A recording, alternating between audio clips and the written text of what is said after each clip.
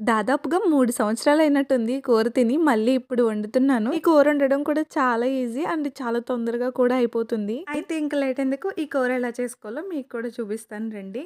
దోసకాయలు కోసుకునే ముందు దోసకాయ ఖచ్చితంగా చెక్ చేసుకోవాలి. ఎందుకంటే బీరకాయలానే ఇవి కూడా చేదుగా ఉంటాయి. నేను ఉల్లిపాయ ముక్కలు పొయ్యి మీద పెట్టి దోసకాయలు కోయడం స్టార్ట్ చేశాను. ఈలోపు ఇవి మగ్గిపోతాయి అని చెప్పి.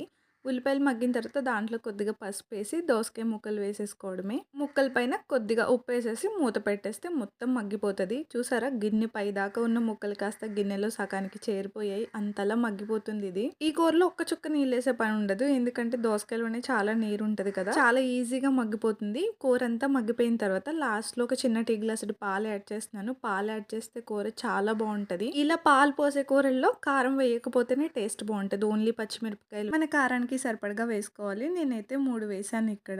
ఇంతకీ పాలు పోసిన తర్వాత కూర ఎంతసేపు ఉంచాలో చెప్పలేదు కదా! ఒక 2 ఆర్ 3 మినిట్స్‌కి కూర ఇలా దగ్గర పడిపోతుంది. అప్పుడు కట్టేసుకోవడమే. అంతే మన కూర రెడీ. ఇలాంటి కూరలు కంటికి కలర్‌ఫుల్‌గా ఆనవేమో కానీ కడుపుకి మట్టుకి చాలా కలర్‌ఫుల్‌గా అంతే అంత చల్లగా ఉంటది ఇది తింటే కడుపులో. చంటి పిల్లలకి కూడా చక్కగా పెట్టేసుకోవచ్చు. ఎప్పుడైనా మీరు కూడా ట్రై చేయండి. మళ్ళీ కలుద్దామే. Bye bye. Stay tuned.